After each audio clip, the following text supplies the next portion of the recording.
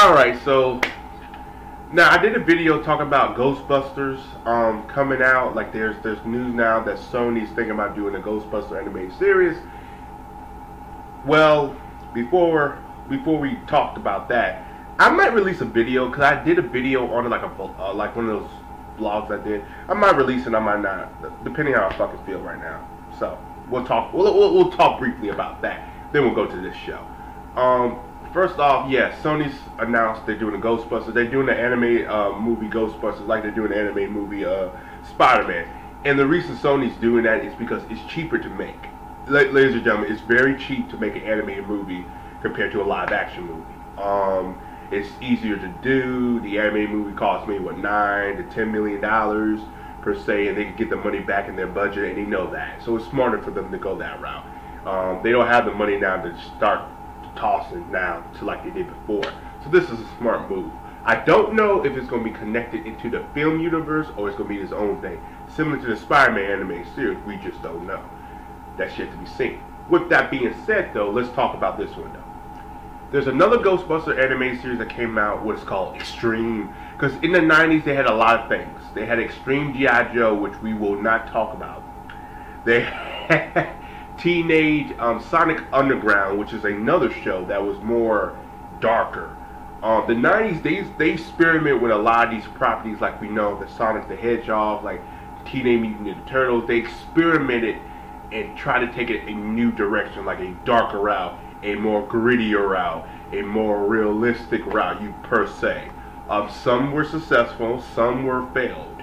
I'll say for this one though, the Extreme Ghostbusters was very successful. I enjoyed it. I do know they had bad ratings due to the fact that they were airing a little bit too early and they were aiming for kids, and you damn well know this show should have aimed for a little bit more adult, especially rewatching it now. I think I rewatched about 5 or 6 episodes in, and this was aimed to the 18 to 34 demographic, like the older Ghostbuster fans. I kid you not. First episode in, what's his name? Eduardo. I think he's like 23, and Tara Strong character, I forgot her name, the girl with the blue hair, she's 18, and she was being possessed. And the guy said, "Hey, Eduardo, what are you doing? She's possessed." Oh, what? No, she's legal. She's legal. Like he says that in the first episode. I kid you not. And I'm sitting there. In the first episode, guys, it's like 40 minutes. That is a pilot. That's like a pilot to a fucking I don't know, like a fucking live action show, like literally like 40 minutes. I didn't know until I watched it. I was like, oh my god, it was 40 minutes. Like time went by so fast. It was really good. I enjoyed it. And then they got a dude from Fresh Prince of Bel-Air, Carlton voicing the black guy, and they got Jason Masson. He voiced the character, which some of these voice actors are well known. You already know them because they've done so much over the years. Except for Carlton, I think that's his only voice role. But other than that, I mean, this show was fantastic. I loved it. Even just for the few episodes I've seen, I'm still rewatching it right now as we speak. It's good. It's something that you can rewatch and you can say to yourself, I appreciate it. You appreciate it now. Like doing these Saturday morning cartoons, my goal is to go back on some of these shows that when you rewatch it, there's stuff you can catch now. When you're a kid, you can't catch everything. There's things you just can't catch. If you can, props to you. I just cared about watching some action. That's what I cared for. When I was a boy, just want some goddamn action. Now it's, you know, I catch the shit. This show was very mature for what it was. It knew what it was. It knew who it was catering to the Ghostbuster fans, and they just threw straight in. This was fucking fantastic. The ghosts in here, they can leave you with some nightmares. If you're at the age of 10 and younger, it might actually give you some nightmares if you're a kid. But you're older, you should be fine. If you're scared off of this show, then do not go see no horror movie. But I mean, other than this was a good show. The same guys that did Men in Black the animated series, Godzilla the animated series, G.I. Joe Renegades, Transformers Prime, also did Extreme Ghostbuster. I believe this was their first property they did. And I gotta be honest with you, they nailed this out the park. I loved it. like I said, in the '90s they experimented with a darker, grittier route. This was, to me, the most successful route they did for a series. Sonic Underground, I have appreciation for it. Some people hate the shit. I like it. And here's the thing: for TV shows back then, the order for an animated show now is totally different. Today, back then it was 52. That was a season, ladies and gentlemen. 52 episodes were a fucking season back in the day. I'm teaching you not. Like, you say, oh, 25 or 10 episodes, that's the limit now.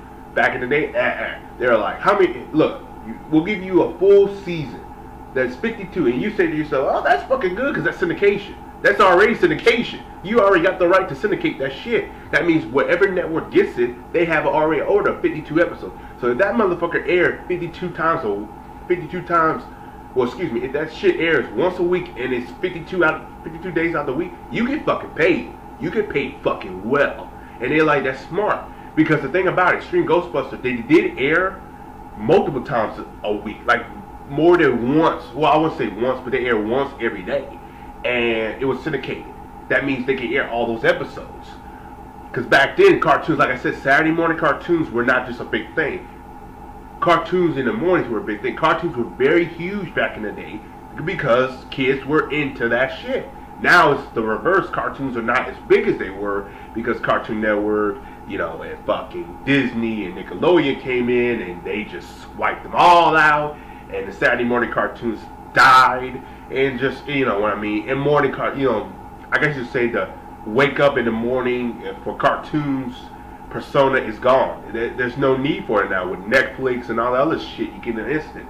But back in the day, it was a need, and this show was part of it.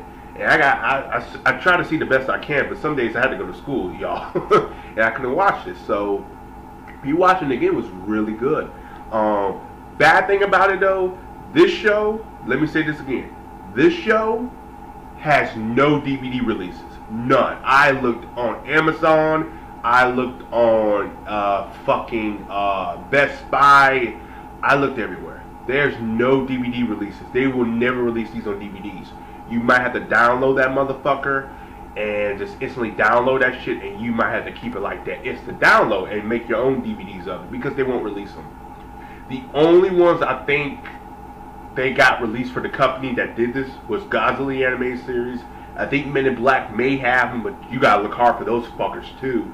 And maybe a Transformer Prime and G.I. Joe. That's it. I mean, it's hard to find this shit. Because I remember Toon Disney at one point had this as well. But that was part of the packaging deal that with ABC Family, because ABC Family was owned by Fox. Fox had this shit part of the library because I think they got it from UPN when UPN was like, okay, look, let's get rid of all this shit. And they gave it to Fox. Fox took it.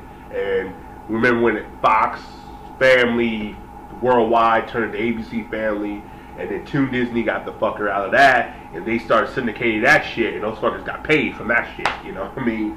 So yeah, I had to go. There's a long thing I gotta go on a history list with syndication and stuff, because this video, it went from being extreme Ghostbusters to syndication to Ghostbuster, and just, there's a lot of stuff.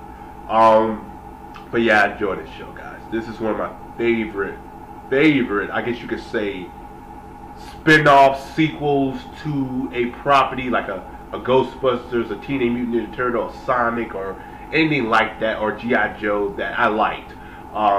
And for the route they did, it was really good. The characters were good. Eduardo was my boy. That dude, if I met him in real life, I'd probably get along with him. He's my boy. Like, he had me rolling. Like, there's times where he's like, yo, I'm scared. He's like, what? There's an episode where they're scared of something, and he's like, what are you scared of? Dying? Or he's like, are you scared of coffins? Yeah, dude, I'm scared of dying. Aren't you scared of dying? Scared of hitting the bucket? I'm like, Jesus, dude. He's just one of those cool guys.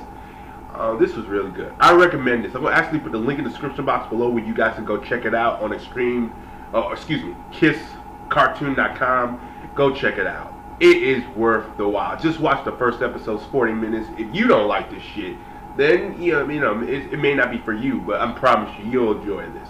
As always, guys, like and subscribe. Let me know down below what you guys think of Extreme Ghostbuster. If you have seen me, comment below. Let me know. Enjoy the Saturday morning cartoons.